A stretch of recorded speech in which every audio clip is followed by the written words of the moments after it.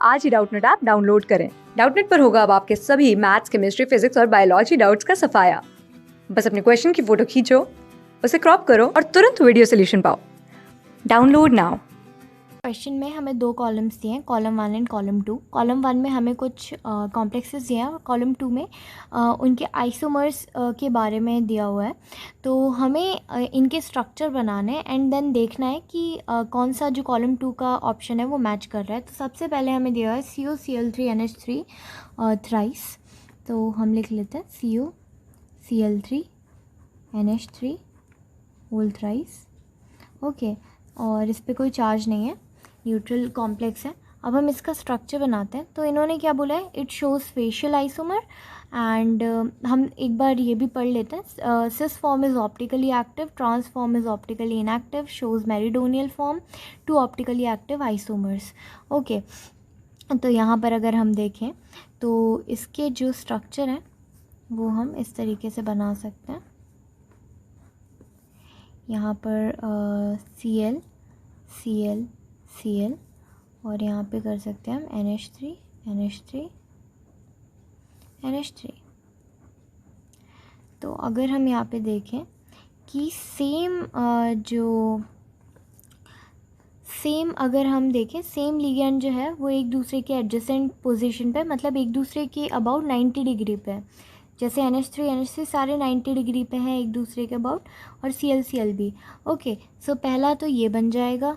तो इसको हम सिस फॉर्म भी कह सकते हैं, बट अभी इसका एक स्पेसिफिक नाम होता है जो हम अभी डिस्कस करेंगे।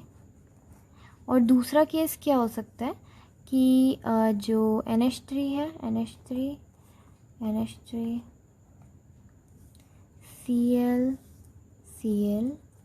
Cl और NH3, एक जो आइसोमर है वो इस तरीके से भी हो सकता है। ओके, तो यहाँ पर दो तरीके के आइसोमर्स बेसिकली बनते हैं। पहला तो ये है, इसको हम कहते हैं, इसका नाम होता है फेशियल आइसोमर। इसको हम FAC पे भी लिखते हैं, आइसोमर। और ये होता है मेरिडोनियल, इसको मर बोलते हैं। ओके, तो जो P और S ऑप्शंस हैं, P और S shows facial isomer, shows meridional isomers. तो ये दोनों जो हैं, ये तो इसका आंसर होगा P, S। बाकी भी हम देखते हैं। Cis form is optically active. अब सिस फॉर्म जो है इसका, ये वाला जो फॉर्म है ये सिस फॉर्म है। अब ऑप्टिकली एक्टिव कब होता है, कोई भी जो ऑक्टाहेड्रल कंपाउंड या कोई भी कंपाउंड अगर हम देख रहे हैं, अगर हम उसके स्ट्रक्चर को सिमेट्रिकली डिवाइड कर सकते हैं किसी प्लेन से, जो उस प्लेन को हम बोलते हैं प्लेन ऑफ सिमेट्री। तो अगर प्लेन ऑफ सिमेट्री जो है वो एग्जिस्ट करता है, तो जो हमारे पास स्ट्रक्चर है या फिर जो कंपाउंड है वो ऑप्टिकली इनएक्टिव है, अगर POS एग्जिस्ट करता है। और अगर POS एग्जिस्ट नहीं करता है तो कंपाउंड जो है वो ऑप्टिकली एक्टिव है। ओके, सो अगर हम यहाँ पे देखें तो अगर हम जो प्लेन है, ये इस प्लेन से एक प्लेन पास करें तो उस प्लेन के ऊपर NH3 होगा, नीचे Cl होगा। तो ये प्लेन जो है इसको सिमेट्रिकली डिवाइड नहीं कर रहा है, उसके ऊपर और नीचे सिमेट्रिक लिगेंड्स नहीं है। पर और इसी तरीके से हम कहीं और भी अगर किसी और तरीके से भी डिवाइड करने की कोशिश करते हैं, तो हमें क्या करना है, बेसिकली हमें सारे पॉसिबल प्लेन्स ड्रॉ करके देखने हैं। अगर ऐसा होता है कि कोई भी प्लेन ड्रॉ नहीं कर सकते हम ऐसा जिससे इसको सिमेट्रिकली डिवाइड किया जाए, तो हम बोलेंगे कि कंपाउंड जो है वो ऑप्टिकली एक्टिव है। तो अगर हम देखें यहाँ पर इन दोनों Cl और इन दोनों NH3 के बीच में, इन दोनों एक्सियल पोजीशन से पास करता हुआ अगर हम प्लेन बनाएंगे, तो उस प्लेन के दोनों तरफ, एक तरफ Cl NH3 और ये जो है ये प्लेन में ही आ जाएंगे एक्सियल वाले। तो वो प्लेन जो होगा, जो यहाँ से पास कर रहा होगा, तो वो प्लेन इनको सिमेट्रिकली डिवाइड कर देगा। तो ये जो आइसोमर है ये ऑप्टिकली इनएक्टिव है। अब हम इसी तरीके से यहाँ पे देखें तो इसमें तो जो इस प्लेन से पास करने वाला प्लेन है वो ही इसको सिमेट्रिकली डिवाइड कर सकता है, उसके ऊपर और नीचे NH3 हो जाएगा। तो ये दोनों ही ऑप्टिकली इनएक्टिव हैं।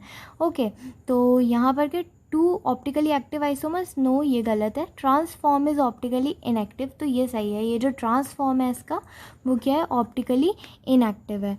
तो इसका आंसर R भी हो जाएगा।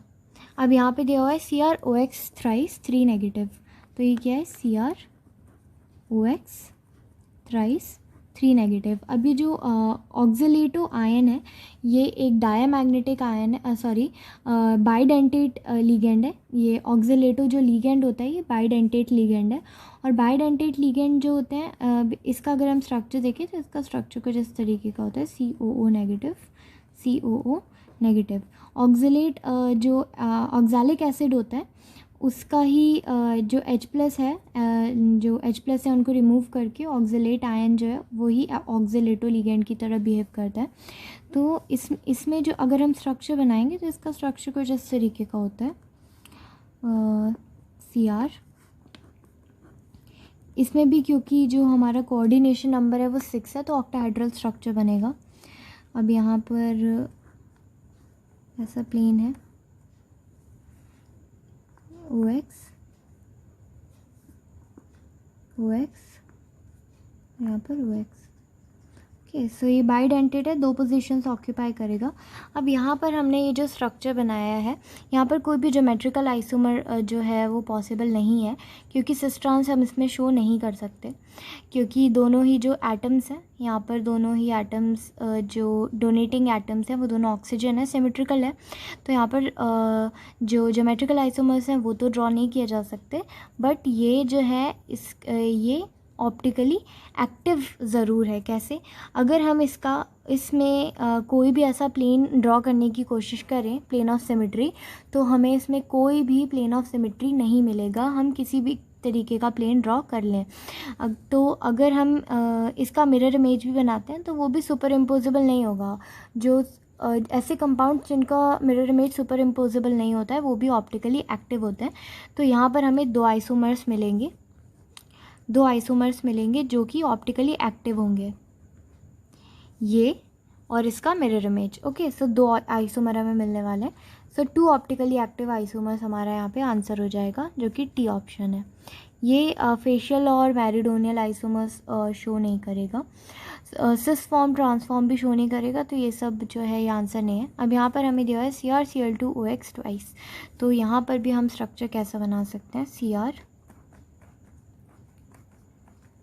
यहाँ पर ये प्लेन है हमारा और 2 क्लोरीन है और यही हमारा ऑक्जेलेटो लिगेंड। तो ये तो पहला हमारा आइसोमर हो गया, ये क्या है, ट्रांस। सेम ग्रुप क्या है, ऑपोजिट पे है, तो ये ट्रांस हो गया। अब दूसरा जो होगा वो सिस बनाएंगे हम, तो इसके लिए क्या करेंगे, ये क्लोरीन हम एडजेसेंट पोजीशन पे लगा देंगे और यहाँ पर ये ऑक्जेलेटो लिगेंड लग जाएगा। ओके, तो ये जो हमारा बना है ये सिस फॉर्म है। अभी जो ट्रांसफॉर्म है, अगर हम इस ट्रांसफॉर्म को देखें तो इस प्लेन से ही अगर हम प्लेन पास करवा देंगे तो ऊपर नीचे Cl है, सिमेट्रिकली डिवाइड हो जाएगा। तो ट्रांसफॉर्म जो है ऑप्टिकली इनएक्टिव है, तो R इसका आंसर हो जाएगा। उसके बाद सिस फॉर्म जो है इसको अगर हम डिवाइड करने की कोशिश करेंगे, सिमेट्रिकली डिवाइड नहीं होगा। अगर आप देखें तो ये जो है और ये है, ये दोनों ही जब इनका मिरर इमेज बनेगा तो ये सुपर इम्पोजिबल मिरर इमेज नहीं बनाएंगे और ना ही हम कोई प्लेन ड्रॉ कर सकते हैं जिससे ये सिमेट्रिकली डिवाइड हो जाए। तो ये जो ट्रांसिस फॉर्म है ये ऑप्टिकली एक्टिव है, तो Q भी इसका आंसर होगा। उसके बाद तो टोटल हमारे पास यहाँ पर एक ट्रांस आइसोमर और सिस क्योंकि ऑप्टिकली एक्टिव है तो 2 यहाँ से, टोटल 3 आइसोमर यहाँ पे बनेंगे। ओके, तो इसका आंसर जो है cis form is optically active सही है, trans form is optically inactive सही है, shows meridional no, 2 optically active isomer no, 3 yes 2 optically active isomer जो सिस वाले हैं ये ऑप्टिकली एक्टिव हैं, तो टी भी इसका आंसर होगा। उसके बाद लास्ट वाला दिया है RH Cl3 pyridine 3, तो इसका भी स्ट्रक्चर ऑक्टाहेड्रल स्ट्रक्चर होगा, बनाते हैं हम। तो हमारे पास यहाँ पर RH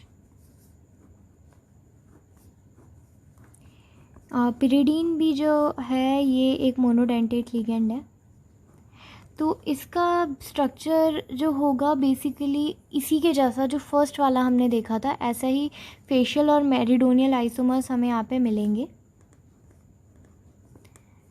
पी वाई बिल्कुल सेम ऐसा ही बनेगा। और यहाँ पर भी आर एच,